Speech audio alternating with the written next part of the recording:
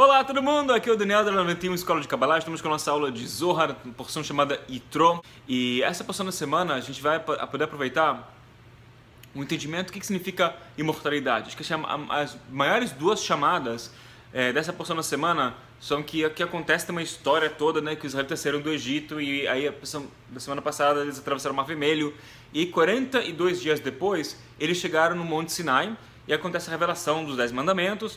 E a gente aprende isso na Kabbalah, que na verdade é uma revelação de uma coisa muito maior, uma revelação da imortalidade, que é o ápice da revelação da luz. É o maior paradoxo que tem. É a divindade, é o infinito dentro do finito. Isso é um paradoxo que, inclusive, se eu começar a entender o que significa imortalidade, realmente é uma coisa que não faz muito sentido. E muitas pessoas têm uma certa aversão a essa ideia de imortalidade. E, querendo ou não, de acordo com a ciência, eu não estou falando agora de espiritualidade, de acordo com a ciência, quando eu falo de ciência, eu estou falando de pesquisas científicas muito técnicas que falam do desenvolvimento do ser humano, do DNA, toda a questão da saúde celular, que no final das contas você e eu somos feitos de células, certo? Tipo, o que faz você que faz eu, tem uma coisa dentro da gente que é um pouco diferente, assim, em termos de a consciência é diferente, claramente, né? Os desejos são diferentes, mas todos nós somos feitos de células, e células elas têm a mesma função, no final das contas, dentro delas não é muito diferente uma da outra, no final das contas, toda a respiração celular, todo o processo celular, e cada célula, ela é capaz de viver para sempre. Hoje em dia a gente já sabe isso, já faz décadas que sabemos disso, que cada célula ela é imortal, literalmente imortal, e já foi comprovado de todos os ângulos possíveis.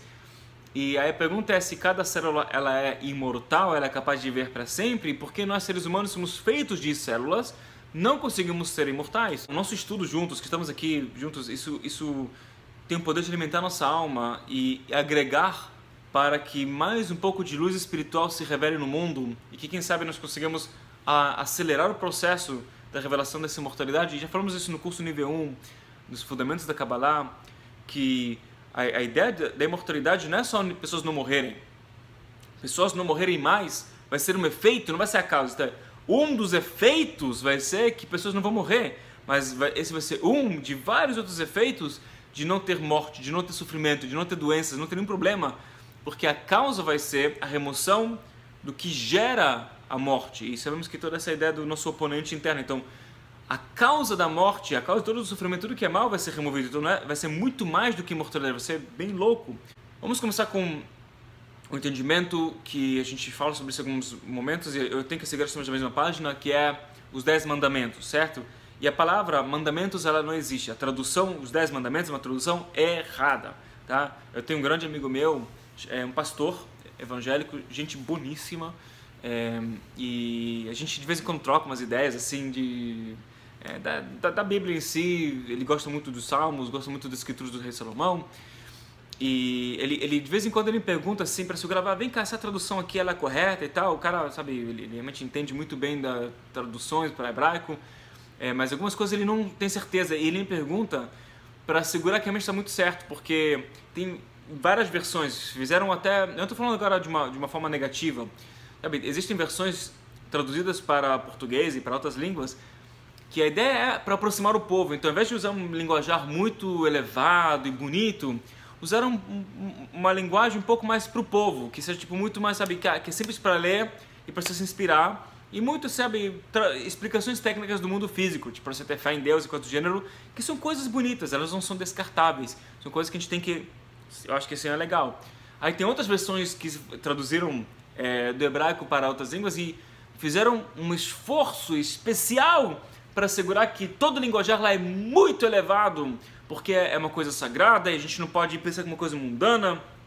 E ambos casos, de vez em quando, desviam um pouco do que está realmente escrito. E o que está realmente escrito, a maioria de vocês devem saber que não se trata dos 10 mandamentos, mas o que está escrito lá especificamente são as 10 pronúncias, a Aseret Dibrot, as 10 pronúncias, isto é, Deus falou 10 dicas, supostamente, falou 10 coisas. A palavra mandamento não é mencionada em lugar nenhum nessa porção, tá? E qual é a ideia das 10 pronúncias?